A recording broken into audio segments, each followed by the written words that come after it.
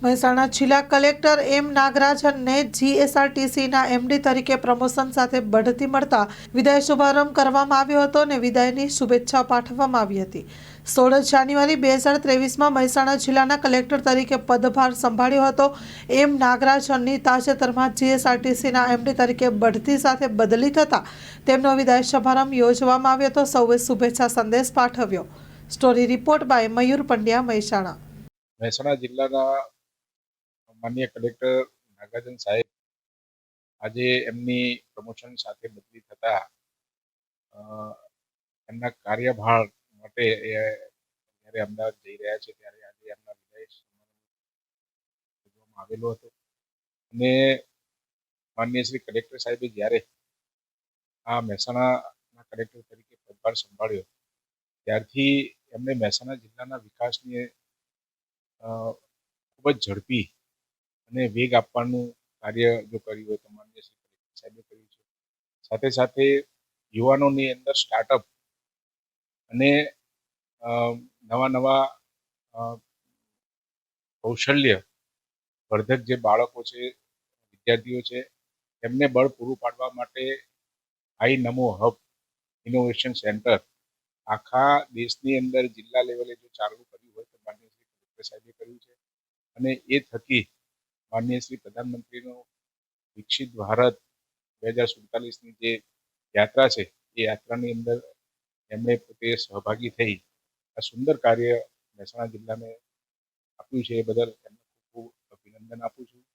અને સાથે સાથે મહેસાણા જિલ્લાની અંદર એમણે હમણાં લોકસભાના ચૂંટણી જ્યારે પરિપૂર્ણ શાંતિપૂર્ણ અને સુબદ્ધ રીતે એમણે પરિપૂર્ણ કરી એ બદલ એમને એવોર્ડ પણ રાજ્ય સરકાર તરફથી મળેલો છે। સાથે સાથે રાજ્ય સરકારના બધા જ જે લાભાર્થી સ્કીમો છે એ સ્કીમો પ્રત્યેક જિલ્લાની અંદર લાભાર્થીને મળી રહે એનું પણ એમને ખૂબ જ વ્યવસ્થિત રીતે પ્રચાર પ્રસાર કરીને ઘણાને લાભ અપાવ્યો છે।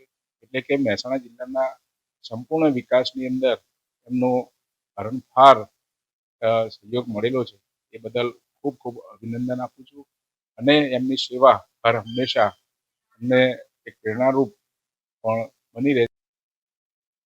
મહેસાણા જિલ્લામાં સતત છેલ્લા 2 વર્ષથી મને કામ કરવાનો મોકો મળ્યો જિલ્લા કલેક્ટર તરીકે। એટલે રાજ્ય સરકારનું જે વિકસિત ગુજરાતનું વિઝન છે એને જમીન ઉપર અમલ કરવાનો ટીમ મહેસાણા સાથે પ્રયત્ન કર્યો છે।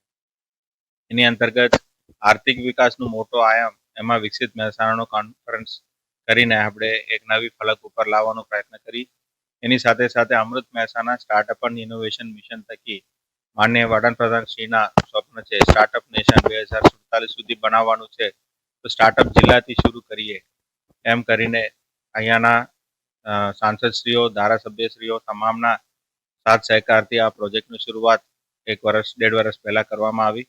એમાં યુવાનો, શાળા કક્ષાના સ્કૂલ ઇનોવેશન કાઉન્સિલ અને એસએસઆઈપી પોલિસી શિક્ષણ વિભાગ અંતર્ગત એ બધાનું સંકલિત કરીને જિલ્લા કક્ષાનું પ્લેટફોર્મ બનાવીને નામો આઈ હબ એક ઇનોવેશન હબનું પણ શરૂઆત કરીને કામગીરી કાર્યરત ચાલુ છે।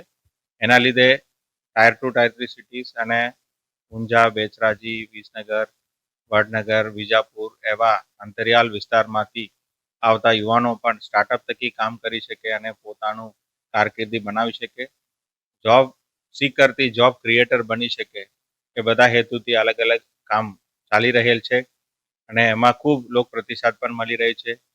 છેલ્લા 1.5 વર્ષમાં મહેસાણા જિલ્લામાં 150 કરતાં વધારે સ્ટાર્ટઅપ્સનું ભારત સરકારના ડીપીઆઈટી પોર્ટલમાં પણ નોંધણી થઈ છે। તો આગામી દિવસોમાં ઉત્તર ગુજરાતનું ઇનોવેશન હબનું કામગીરી પણ અહીંયાના સ્થાનિક માંગણીઓને અનુસંધાને ગુજરાત સરકાર કામ કરી રહી છે એ બધાનું અમલીકરણ થાય તો મહેસાણા આખા રાષ્ટ્રમાં પ્રથમ સ્ટાર્ટઅપ જિલ્લો તરીકે ઉભરી આવશે એ ચોખ્ખી વાત છે। ખૂબ વિકાસશીલ અને વિકાસપ્રેમી જિલ્લો છે અને અહીંયા રાજ્ય સરકારના જે સપોર્ટ છે અને કેન્દ્ર સરકારના સ્કીમ્સને આપણે ઝડપથી ઇમ્પ્લિમેન્ટ કરવાનો પ્રયત્ન કર્યું. Dedicated freight corridor project, Bharatmala યોજના, અંબાજી તારંગા રેલવે લાઇન એવા મોટા પ્રોજેક્ટોના જમીન સંપાદનની કામગીરી કોઈ પણ અડચણ વગર પૂરું કરીને ઝડપથી વિકાસનું વેગ અહીંયા પામી રહ્યું છે. તો અમદાવાદ ગાંધીનગર પછી મહેસાણા જિલ્લાનું આર્થિક વિકાસનું નવી તકો ઊભી થઈ છે. અહીંયાના જે યુવાનો છે, રોકાણદારો છે અને ઉદ્યોગપતિઓ છે, જીઆઈડીસી છે, આગેવાનો છે, બેંક છે, એપીએમસી છે, ડેરી છે, બધાની સાથ સહકારથી મહેસાણા જિલ્લા એક આર્થિક કેન્દ્ર તરીકે અને સ્કિલ ડેવલપમેન્ટ સાથે એમ્પ્લોયમેન્ટ લોકોને રોજગારી મળે તે દિશામાં પણ સરસ કામગીરી થઈ રહ્યું છે. તો ઉત્તર ગુજરાતમાં એક નવી કેન્દ્ર પુનઃ મહેસાણા જિલ્લા આર્થિક વિકાસમાં આવી રહ્યું છે અને આવતા થોડાક વર્ષોમાં એનું ફળ પરિણામ બધાને મળતું રહેશે. માં motor driving, safe and sure driving. Driving એ શોખ સાથે આપની મોટી જવાબદારી પણ છે. અમારા ઇન્સ્ટ્રક્ટર દ્વારા સચોટ અને સરળ માર્ગદર્શન. આપની રોજની તાલીમની માહિતી મેળવીને શું અધુરાશ છે એના ઉપર પૂરું ફોકસ કરાય છે.